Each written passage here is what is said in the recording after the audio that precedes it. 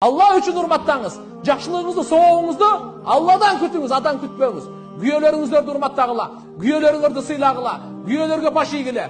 Бирок андан жақшылық күтпеңіз, Алладан күтіңіз. Қылған ішіңізді соғуын Алла берет.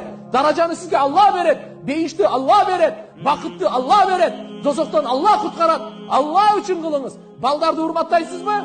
Балдарды Алла үшін hurmattаңыз. Балдарды Алла үшін hurmattаңыз. Ертеге мен қарығанда бұлар сыйлайды деп hurmattабаңыз. Алла үшін hurmattаңыз. Қыздарыңызды Алла үшін çoğaytыңыз. Алла үшін ертеге мен қарып қалғанымда, орып қалғанымда қарайды демеңіз. Алла үшін тәрбие беріңіз. Алла Таала сізді ешқашан қарғылбайды, ешқашан қорғылбайды. Алла бақытлы болады. Даражаны Алла береді. Жүректеріне мұхаббатты Алла салады. Біз жазы қандай болып қалды? Пайғамбарымыз шуны үйреткен біз. Біз жақсылық қылсақ, жақсылық күтеміз.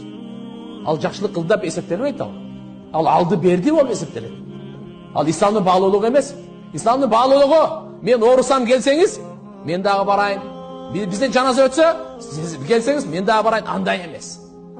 Мына урматтуу энелер, Пайғамбар саллаллаху алейхи ва саллям бізге ушуну үйретті. Biz özümüzge işteyli, özümüzge menet kılaylı, özümüzde oңдайлы, süylөгөнүбүздө оңдайлы, оюбузда оңдайлы, ниетибизде оңдайлы, пейилибизде оңдайлы, жүрүш-турушубузда оңдайлы, ибадатыбызда оңдайлы, ишенимдерибизде оңдайлы, мамилебизде оңдайлы, өзүбүздө оңдай берели. Канчалык нурлансак, канчалык оңолсок, Алланын ошого жараша жардамы келет. Ошого жараша Алла Тааланын ыраазычылыгы келет. Ошого жараша Алланын тарабынан бакыт келет.